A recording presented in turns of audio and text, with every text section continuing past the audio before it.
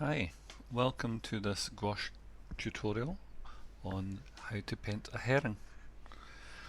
This heron was seen at Merkinch Local Nature Reserve when I was birdwatching there, and we were very lucky to stumble upon this heron skulking in the reed beds, and so we were very lucky to get a photograph of it.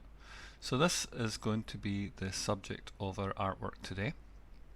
I've uploaded the photo so that I can view it on my screen digitally next to my pad, and you'll see that I have scaled it up so that the image I'm trying to draw and the pad are roughly the same size. I can look across at both and make a comparison with the marks that I'm making on the pad to see if they correspond with the image that I see on the reference photo, and this is called sight size. You can do a like for like comparison just by scanning left and right. So at this moment I'm working very lightly with my pencil. It's a Faber-Castell 0.5 mechanical pencil, and I'm using 2B lead inserts. So just rotating the pad there to get a slightly better angle for my tangents that I'm using. You'll notice that I'm drawing straight lines to map the outside contours of the bird. So right now just blocking in with straight line that approximate with the rough size and shape of the bird. I'm not overly concerned at this moment that the drawing is going to be a like for like representation of the heron. If I wanted that, I could have traced it, I could have projected it, so that I mapped out all the proportions, but really I'm using this drawing as a chance to practice drawing, but also to remember the heron and to, by way of a souvenir, remember the lovely time that I had bird watching there with my daughter.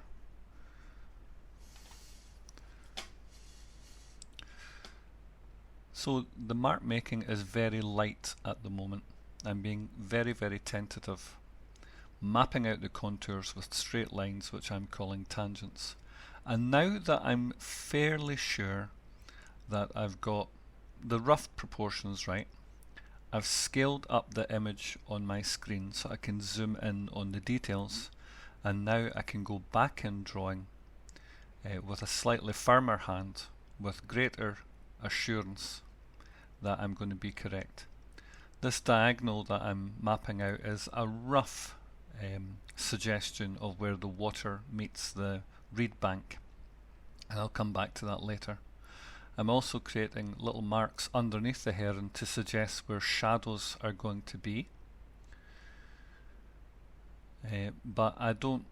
I think the scene is complicated enough without doing the heron, all the dense complexity of the reed bank, and also a reflection. So I've made a kind of artistic decision to edit that out. But now, because my contours are roughly correct, I'm fairly sure of them, I can go over and restate my lines like this beak here. I can try and restate them a little bit firmer excuse me, and also correct any lines that I see. So I felt that the beak wasn't long enough. The heron has a very long beak, and so now the curve of the back as it sweeps down this cascade, which is a lovely detail on the heron.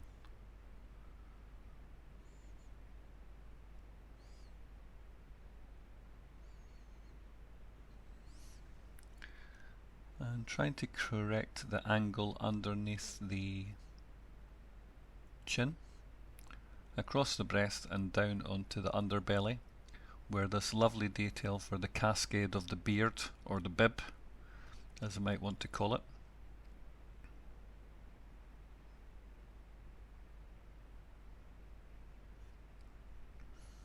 down towards the water's edge. So I'm trying to create mark making that is suggestive of the form that I'm trying to draw. So for instance, the elongated feathers of the cascade and the bib need a longer, kind of smoother stroke. But here I'm looking at the lovely eyebrow detail that the heron has, and just mapping that in. And of course shading it in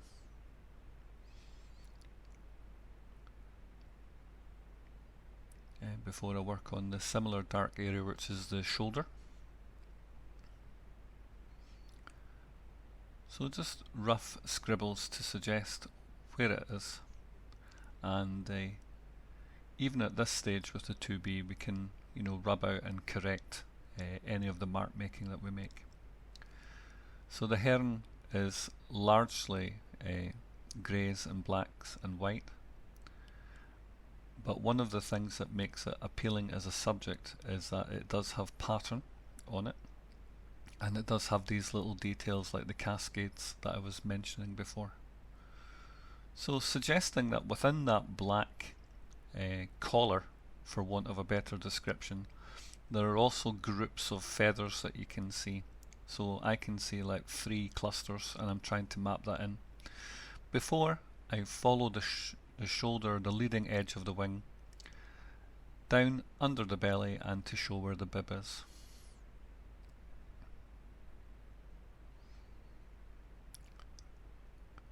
Also some light markings and some shading to suggest that there's a curve there on the bib. It curves under the belly, and back to the cascade.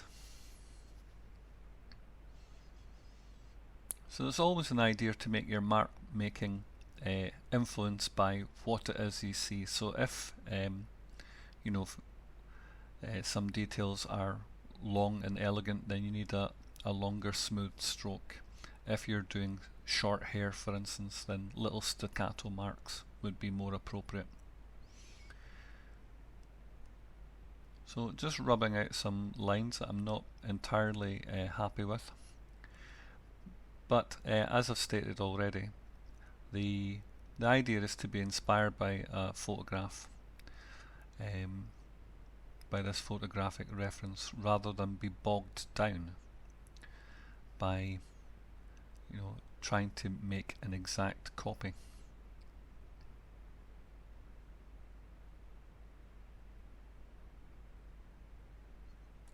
So here we're doing the detailing of the shagginess of the feathers around the legs, and in the cast shadow that's made by that very large wing.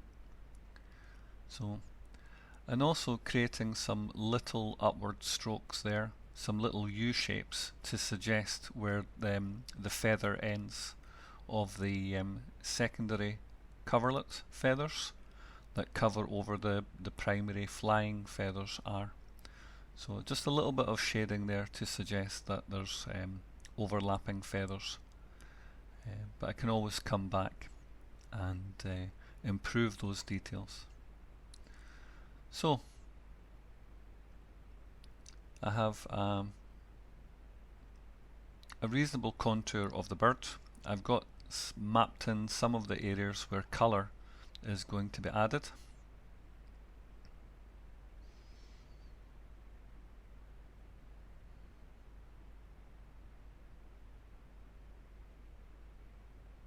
And I'm using the rubber there just to lightly erase the tangents which were off course, and just gently correct them into the the shape that I want. Now this is going to be a gouache painting, so if there's anything that is slightly out, I can always correct it with the paint.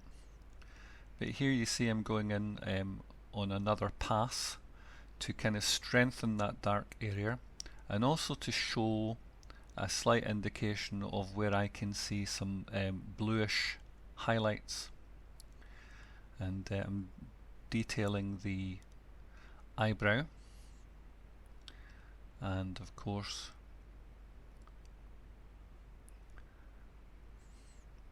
inserting the little line that is needed to separate the upper and lower mandibles of the beak.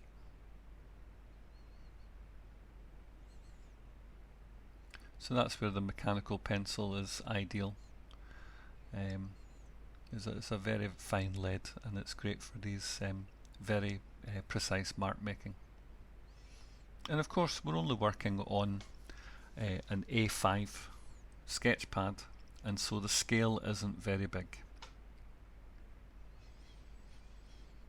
Okay, I see a separation in the shaggy bits just above the legs, and now detailing the legs as fairly simply, just mapping them out.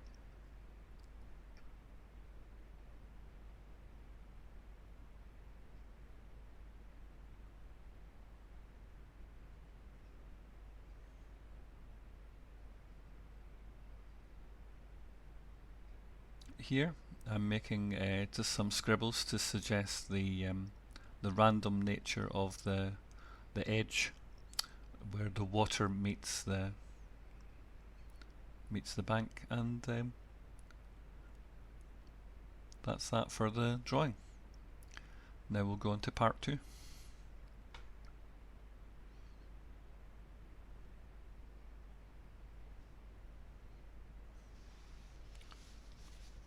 So in part 2 we have a reasonable drawing which maps out roughly the shape that we're interested in, and here I'm using an orangey mix made of primary yellow and primary red from the set, with some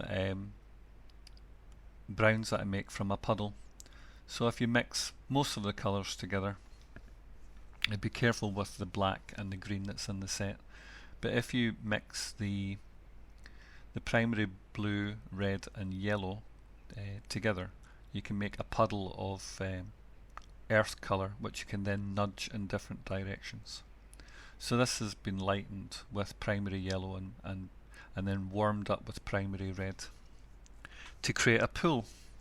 But the pool isn't a uniform colour, as you can see from my palette.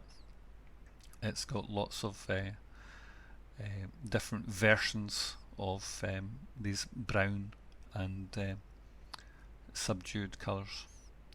But now I'm bringing in a little bit of the green, the middle green in it. It's desaturated with the black, and the mix isn't so strong. We call this a weak tea mix, so there's a lot of water and a very little pigment, and that's just to suggest the green that is above the heron's head. Now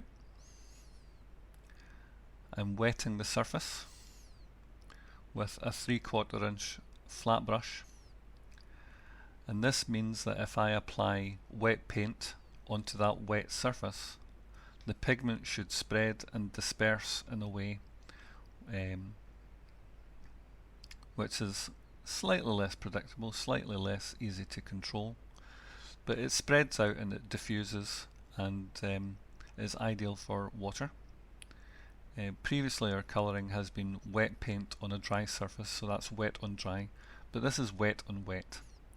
So now going for some dark colours from my brown, pulling it into the greenish mix to create a dark, which is going to outline the heron, and as soon as I do that, the heron pops forward at that portion and the reed bank pushes back. So I'm keen not to block in every single part of the paper. I want to have lower layers showing through, and scribbling some of that colour into the wet portion of the pad to suggest some reflections. When I look at that tangled mass behind the heron, I just see large blocks of colour. So what I'm doing now is I'm taking this greenish brown mix and I'm trying to make blocks, largish blocks of colour, and scrub them in.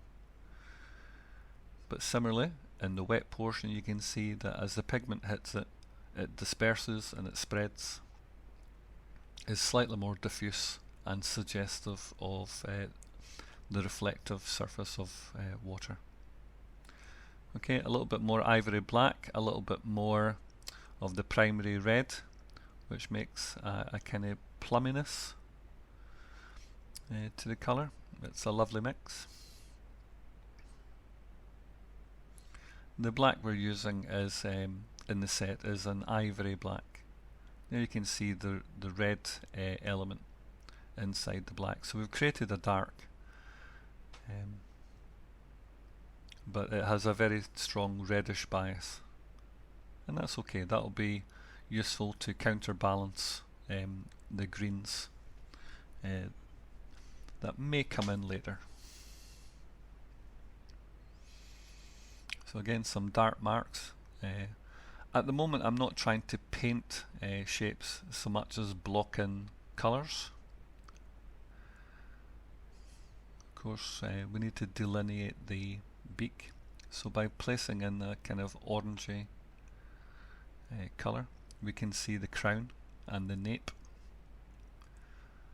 but we can also suggest that within this tangled mess of reed beds behind, we have variety, we've got variation and texture. And of course doing that, if nothing else, creates visual interest, but I am trying to give a kind of representation of how tangled and complex that's in. And while I looked at my reference, I saw something slightly more yellow, so I brought in a more yellow mix and tried to introduce that into the water as well. That yellow made from primary yellow and primary red, and then nudged back with the browns that I've made, is trying to replicate yellow ochre. So that's one of the challenges of using this primary set, is mixing all the colours yourself rather than reaching for ready-made colours.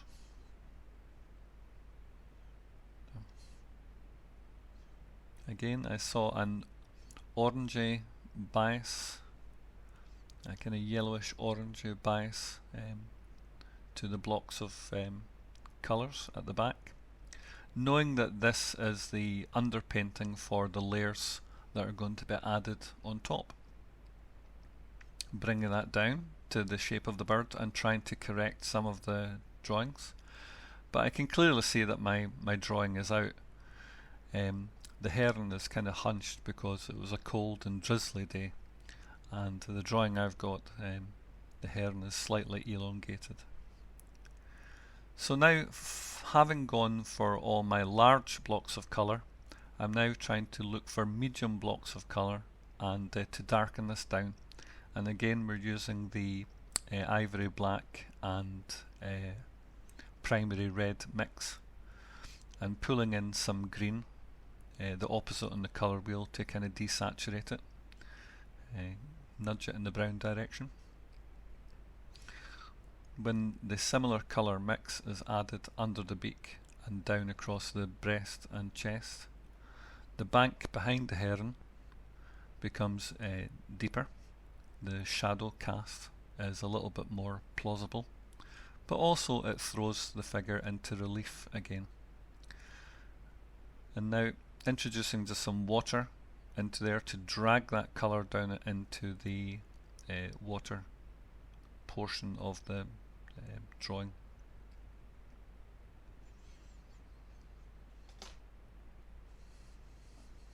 So here we are, back into the yellowish orange mix and creating some more layers, each layer building upon the previous layer. If this was acrylic, I would say we're kind of glazing. And so for the water effect, I've found that if you do a hash shape, like down, down, across, across, it's a very good way of representing the ripples and movement on water. But of course that's a gross simplification. Up in the corner there, I see more of the yellowish orange, and also just want to neaten up my image a little bit.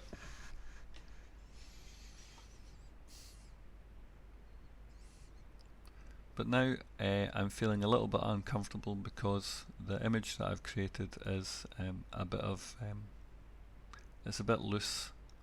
It doesn't seem to resemble anything really. It's just a mess of colour.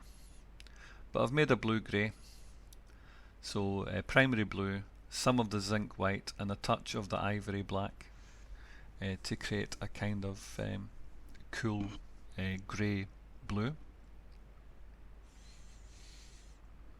I didn't think it was light enough, so I've brought in a little bit more of the white to lighten it, and to show there in the water that there is sky above, which is not evident in the background but would be reflected, from above or behind where the camera was taken from and reflecting downward.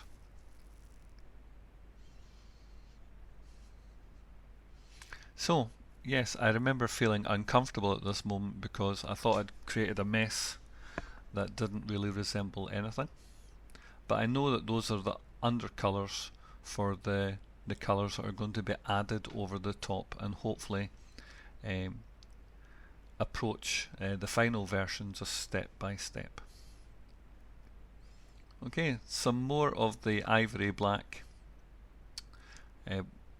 primary red mix to create a shadow, and then even more of the ivory black to darken it down to suggest the shadow under the bank and also the shadow that the heron is casting on the water.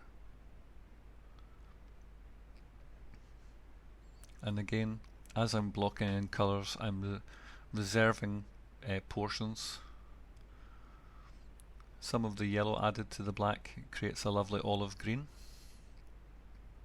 So I suppose another challenge that I'm facing is by nudging these mud colours in different directions, I'm trying to create more plausible and realistic greens, which I must admit is my nemesis colour.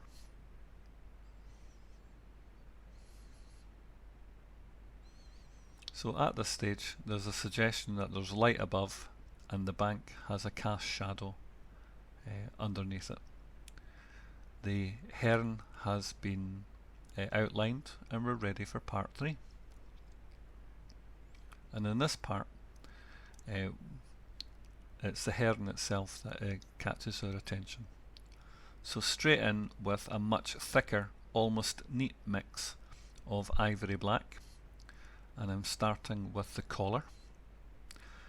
And of course, because this mix is a lot thicker, I can again correct any of the lines that I've made, and I can alter the drawing somewhat.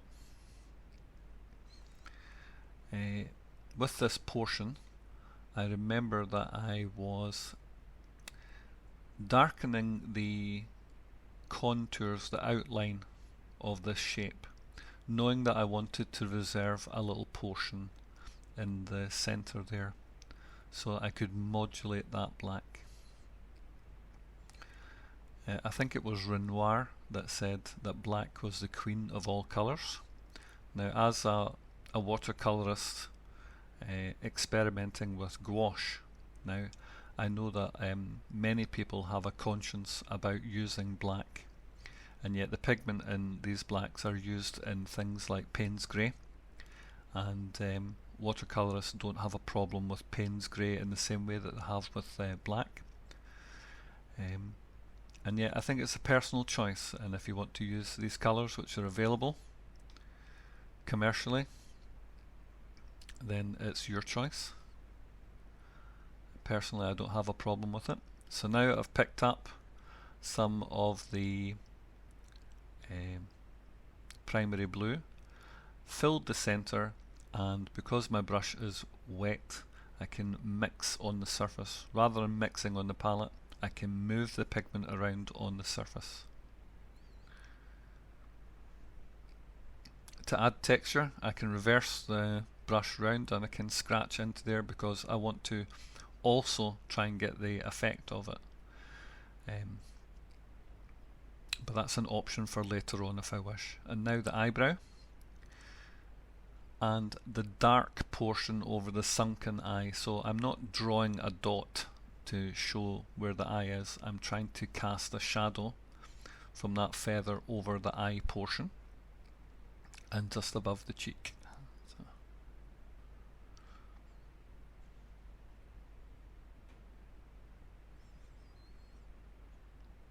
And of course, it's a challenge to work in a kind of loose manner. It's very tempting just to paint everything in and be very precise, but I want to keep this painting rather loose. So I've pulled in a little bit of olive green yellow into that black mix so that I've got some variation in my blacks as I follow the bib and the wing down to the cast shadow underneath the belly. And by doing so, I delineate a portion of the wing and the bib becomes a little bit more evident. But I've got plans for this just now. I've got some last minute alterations that I can make. So everything at the moment is a layer that's going to be below the final layers, and I'm thinking of that as I'm creating it. I'm thinking this layer is getting me closer, just step by step, to the final image that I'm seeking for. But in part 3, what we're trying to do is give our attention to the heron and paint in the grey. And I remember as I was mixing it at the time, I could see a very blue cast to the grey, and I wanted to introduce that rather than just make a grey that was purely out of ivory black and zinc white. I modulated it somewhat with blue and some of the brown that I had made to desaturate it. And here what I'm doing is suggesting the gaps between the cascade, these very long elegant feathers that the heron has on its back and on its bib. So a little bit lighter mix of grey here to create a separation between the hunched shoulders, which are close to the nape, and the high portion of the back, and this area here where the cascade features. So I can lighten it by adding water to make it more transparent, or bringing in a little bit more of that zinc white into my mix. But you can see on the palette there how blue the mix has. And then a little suggestion that there's a shadow cast by the curve of the neck to the breast, casting a small shadow onto that bib. And if I remember correctly, the triangle that features around the cheek. There we go. I can see a little triangle there. So just mapping that in, just to modulate the white, because the heron is not pure white out of the tube. It's far more subtle than that.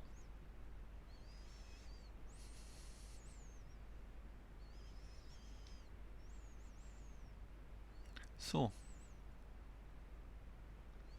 slightly darker grey to emphasize the distinction between the grey behind and the shoulder and the cascade. at the front. And again, using that grey to help strengthen the shadow which is cast by those lovely long cascade feathers.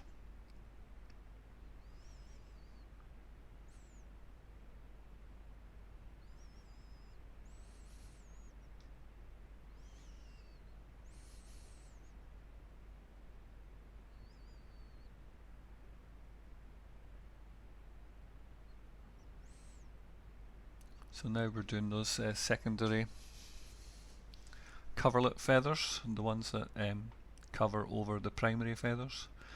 And what I'm trying to do is darken the area between the feathers to show that they overlap somewhat before just suggesting rather rapidly with a slightly more bluey grey mix. So you can see me bringing some primary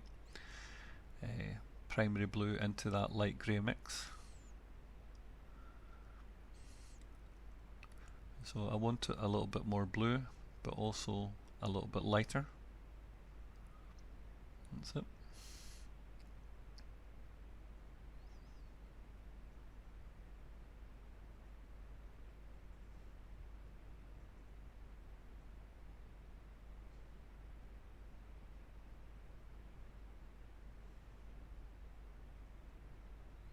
And again, strengthening that little shadow which is under the neck portion.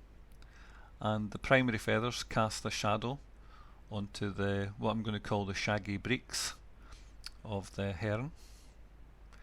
So using that mid-grey to suggest there's a shadow area underneath.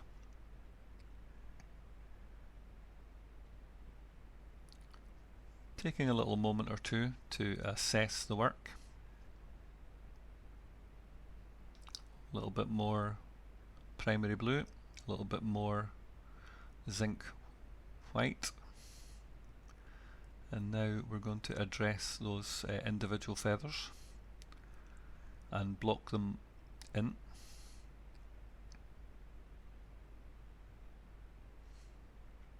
Paying attention to keep a little bit of a separation between them, which you can use later for detailing, all the way up onto the shoulder. And by doing that, we suggest a little bit more form, a little bit more volume to the wing. So I just reached in to get a little bit more water in, and now I'm just dragging the pigment which has already been laid down and smoothing it out, which is one of the joys of gouache over watercolour, is this ability to add light over dark.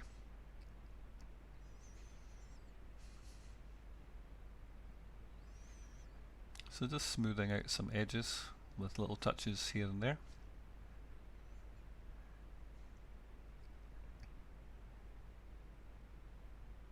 So back into the mid-grey mix.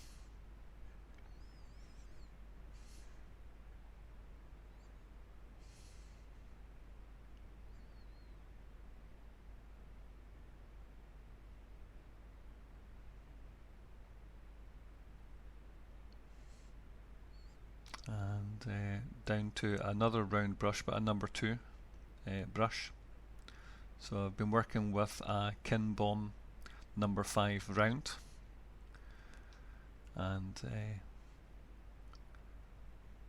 for detailing I'm having to use a smaller brush.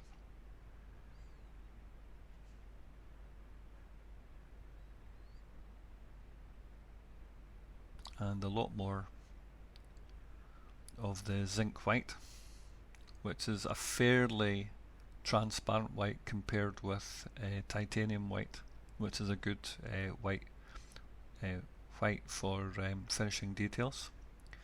But just drawing in some of the little cascades from the back, and again the mark making is more long legato strokes to suggest the characteristic of those feathers.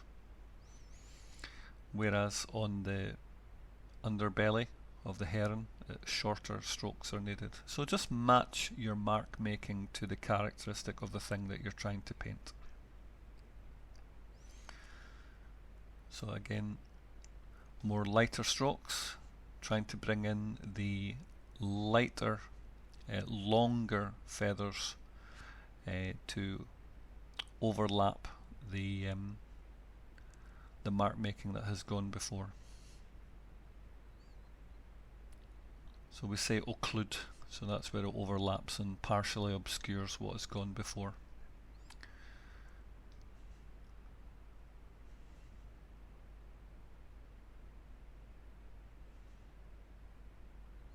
So a little bit more primary blue, light grey mix.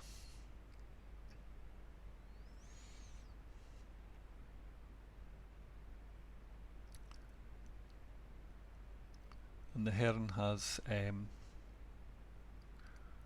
these lovely long eyebrow feathers, which I've just detailed in there, and the shaggy breeks under the wing again. I think it's about time I brought in the dark of those primary feathers there to make it more defined. But also I needed to bring in the kind of sheen that is on the black. So the black that's on the heron is not a pure black or a dull black. It has a kind of sheen or iridescence to it, and so just suggesting there that is there at the moment.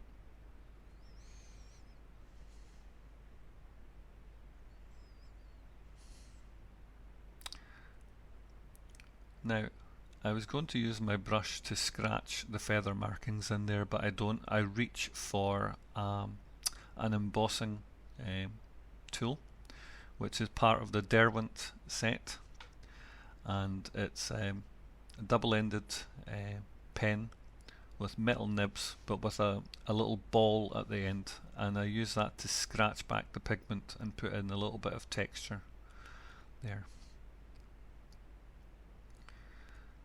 Now I want to suggest that there is an eye in there, so just a very simple placement of the blue-grey is enough to suggest that there's an eye behind there. Back into the yellow ochre mix made from primary yellow, primary red, a bit of the zinc white, and some of the dullness of the browns from that mud pool that I made right at the very start. So using mud, the muddiness of colours to desaturate. But here I've created a kind of orange, a kind of desaturated orange yellow, to block in at this stage the first colour pass for the beak. Just getting some pigment down. Now I remember thinking at the time that there had to be a separation from its oranginess and the orangey yellow of the lighter portions of the reed bank behind, but I felt that that colour was ideal for blocking in the legs.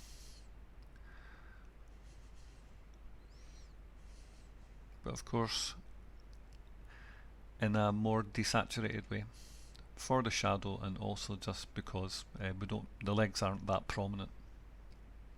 So I've got to be careful not to overdo it. The beak is more evident. In fact, looking at it now, the legs have a more kind of greenish cast. So now just suggesting with longer strokes the cascade feathers of the bib.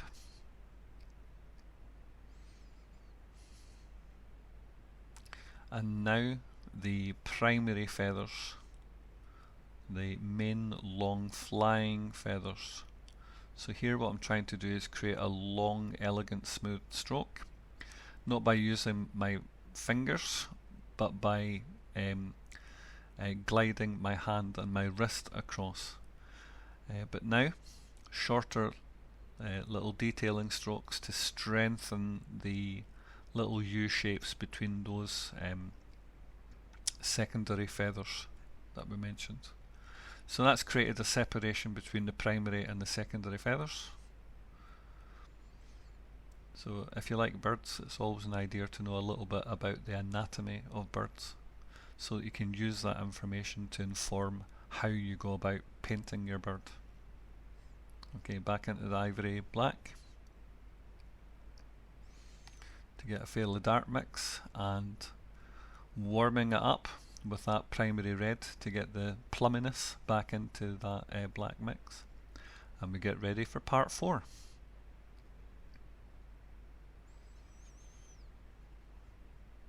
So we're getting closer with each pass to the final version that we want. The colours will be mixed a little bit more thickly, and we're paying attention to medium and small blocks of colour. Okay, so with this plummy black mix, I saw a triangle there, and I'm trying to indicate it, but in such a way that I still allow portions of the lower layers to show through. I don't want to obscure everything that has gone on before. Having said that, I know that because gouache has this opacity, I can always correct and add lighter layers on top of that dark. But by leaving little portions unfinished, it suggests that something else is going there. I could also see a little bit of a triangular shape in the dark above the crown, but there's an artistic choice there as well, because I wanted to have a dark to show the crown in relief. So the darkness of the background would throw the foreground into relief. Similarly with the beak there, just trying to create a dark round about it so that it pops a little bit more.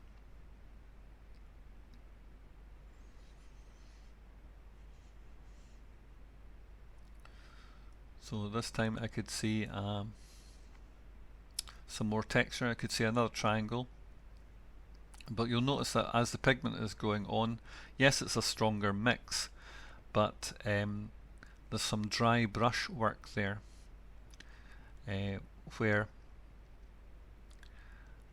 there's pigment but not so much water on your brush, and you can scribble it across, and the imperfections of the paper, the lumps and bumps, what that they call the tooth of the paper, picks up the pigment in a random way and creates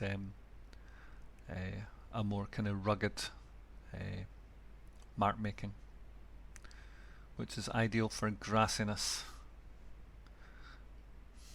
So these darks are helping me to reshape and correct the drawing.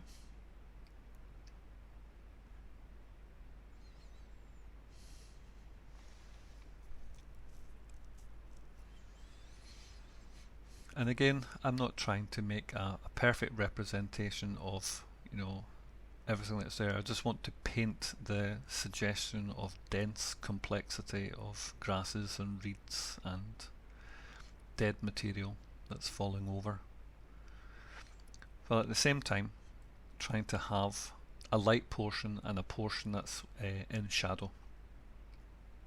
A little bit more ivory black, a little bit more of our plummy red mix.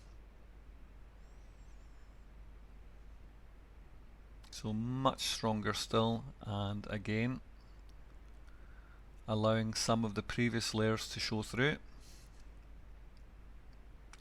And then the more you do that, the mark making becomes a little bit suggestive to you of where grasses could show in the the light patches that you've created.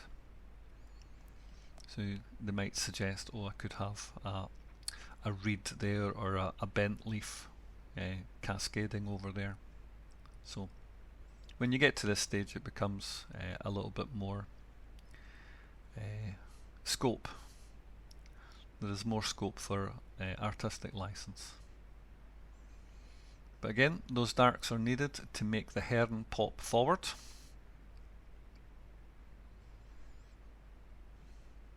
back into the orangey brown mix to desaturate that corner, because although it has the kind of desaturated yellow about it as well, I want to create a separation and just show that there's a break there,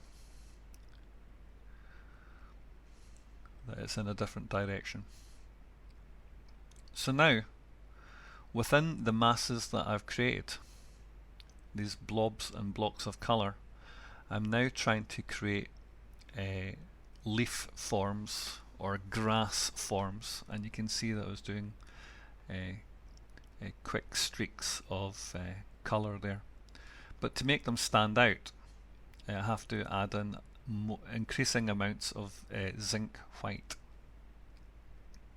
Wetting the water area and very confidently dragging in some of that material and allowing the brush to dry. And there's my cross hatching, the hash marks that I was mentioning before, to create a kind of glassiness on the water.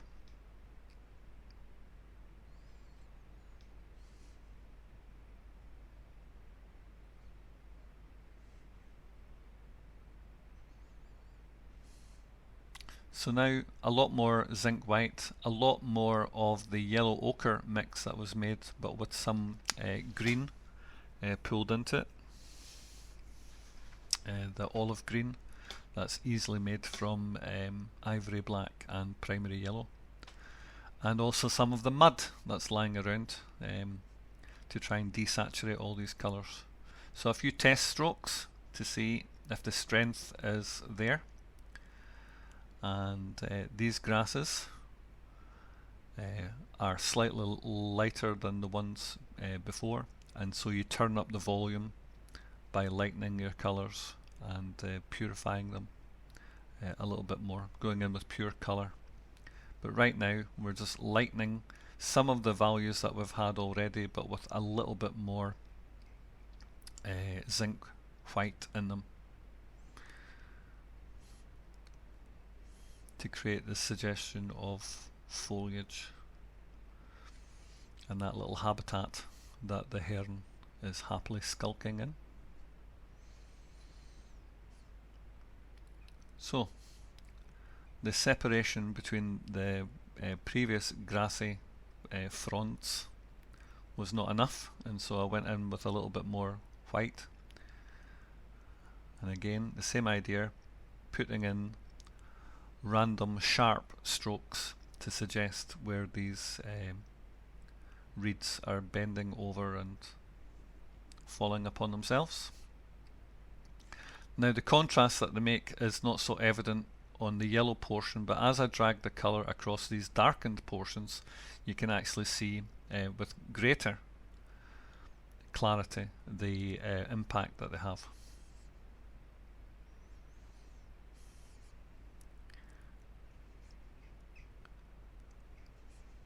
So a lot more white this time, again to lighten it on this pass. So and you'll notice gouache is very quick drying. So a few little test strokes.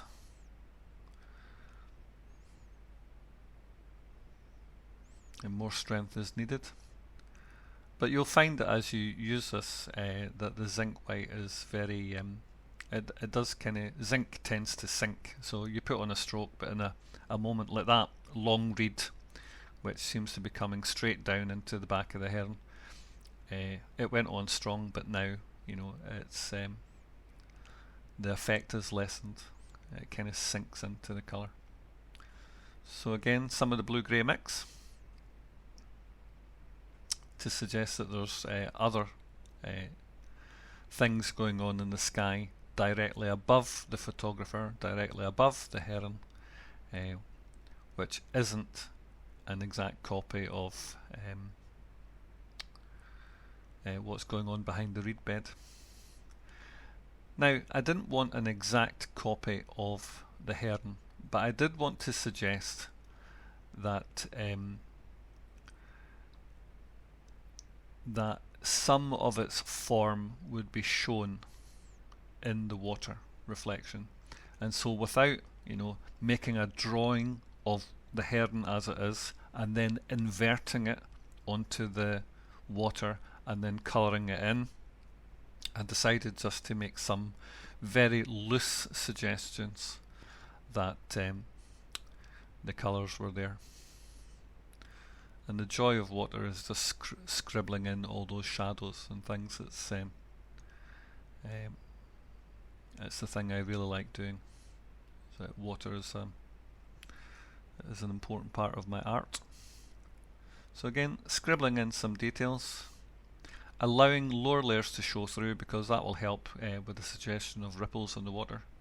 And some darks here now to help delineate the shadow under the heron, but also that will allow me to detail some of the gaps between the long feathers of the bib, which I'm doing right now.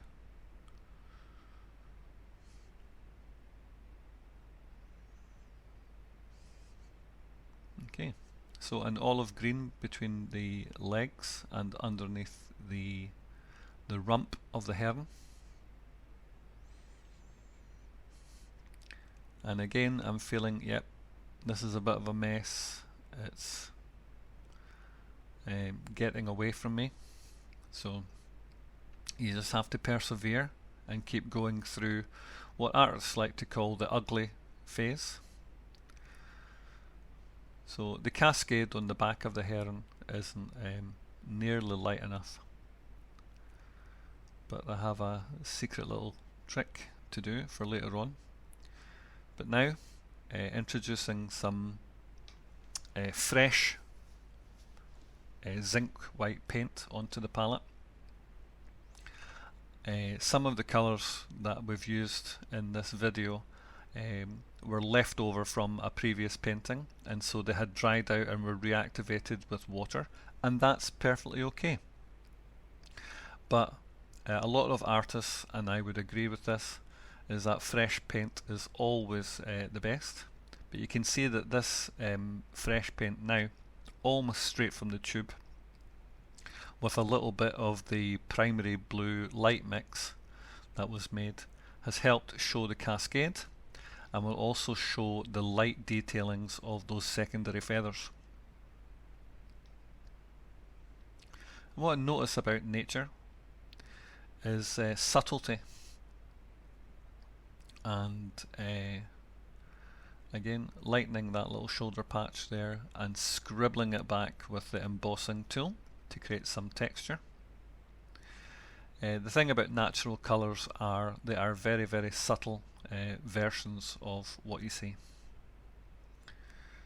And so they are, for me, and the experiments that I've been doing in January so far have been with nudging mud colours in different little directions to try and get that subtlety, to try and aim for it. So this fresh white has really helped with the layers of the cascade. And now there's a feathered portion where the mouth of the heron meets the upper and lower mandible. So some corrections that need to be made with the drawing. And also with that little lovely feather on the kind of eyebrow feathers. So a little bit more water there to loosen up that paint, that white paint, and the chance to scribble in some ripples upon the water and to break up and also bring together the random blobs that are the mark making. Some light markings to contrast against that black there, but as it sinks it won't become so prominent, but it will suggest that some reeds are coming out from the darkness of the underside of the bank out into the light that they're lightening up. And again some white marks coming in. I must have introduced a little bit of yellow there, yep. So some of the yellow ochre with the fresh white paint is to create the another layer of reeds and grasses on top. So we build up, by doing the same thing repeatedly, we build up the notion of complexity by the repetition of simple forms. So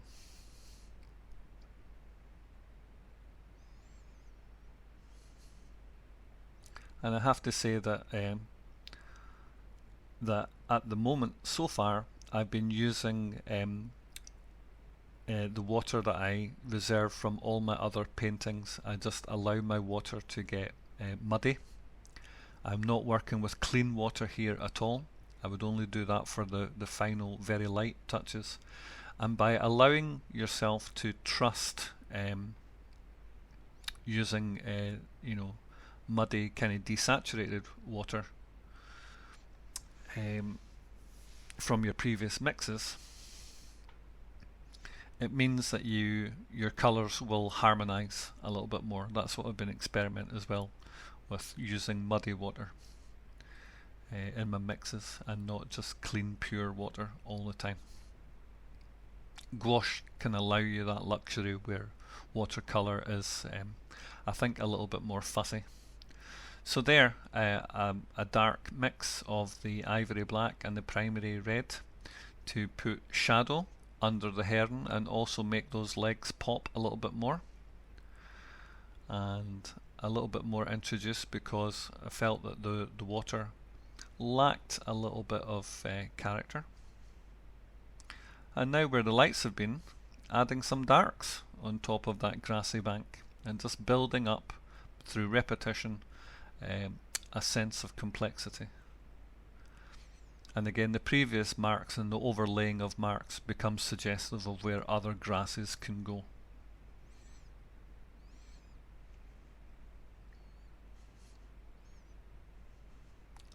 Putting in the shadow with those darks to suggest where you know, the reeds are overlapping, but not overdoing it. I was conscious that it was possible to overstate some of these.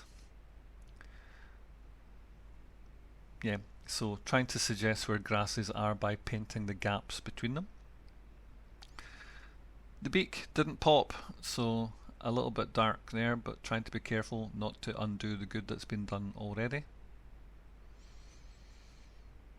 And just tidying up a little bit, ready for part 5, where we can improve upon what's gone before with the addition of coloured pencil. Now, I've used pastel pencils before, but in that section we shall address coloured pencil. So there's the ivory black and primary red mix being used to create dark ripples on the water, and even more suggestion of grasses crossing over each other with the light mix. And now an olive green made from ivory black and the yellow ochre mix to suggest some greenery.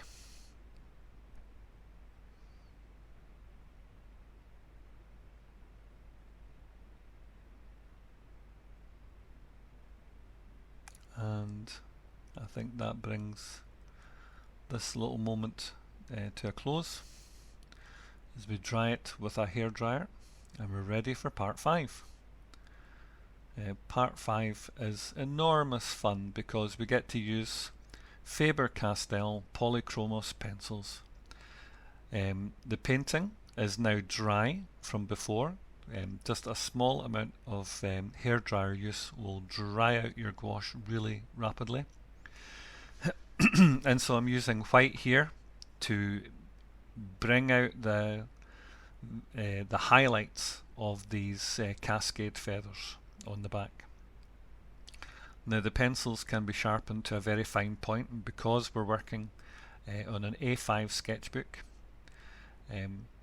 it can afford us a little bit of precision. So keep the point very sharp. And because I'm comfortable drawing, I can put in these long feathers on the back. The shagginess of the breeks underneath the underside are too uniform, and so I need to put in some highlights there. There's a warm light grey that's being used to bring in some modulation within the colours underneath the underside, and also to strengthen the shadow area where the curve of the neck meets the breast of the bird. In with a dark grey. Now, just like we did with the grasses, the dark grey can be used to show the shadow underneath overlapping feathers, especially like the cascade feathers, or the separations between those secondary feathers, which create that lovely U scalloped shape above the primary feathers. So now, just some very short, sharp strokes to show where little shadows are. Don't overdo it, don't underline the full length of each feather, but just be suggestive with little touches here and there. That's why we call them finishing touches, because it's small amounts to help improve. But again, working the separations between those secondary feathers, trying to do the uprights in those letter U's.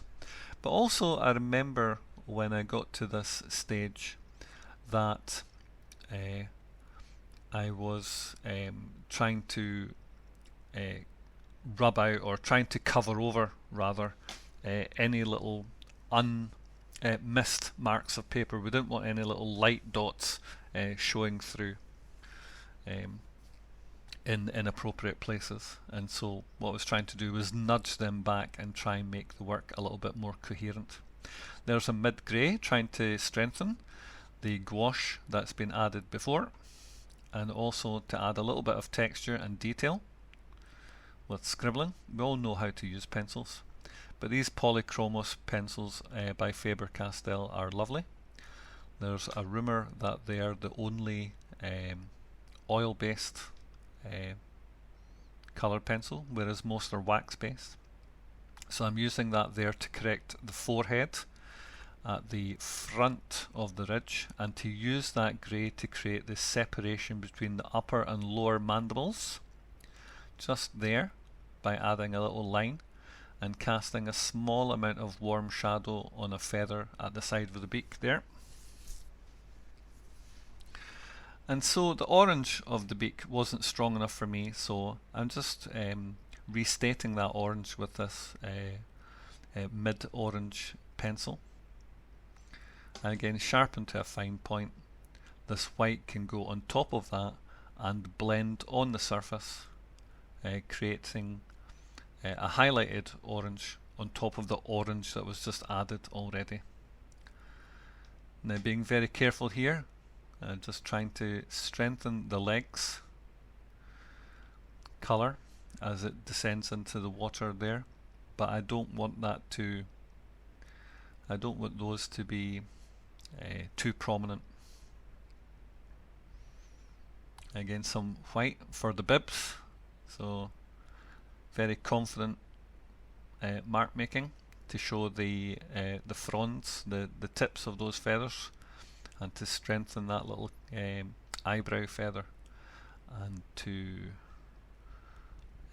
darken the shoulder a little bit more and create those three segments that I saw. So there's a separation between them.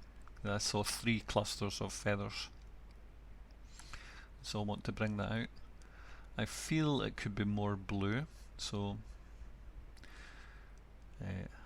I feel that at this moment a little bit more blue could be brought in to show that sheen, but also be careful not to overdo it.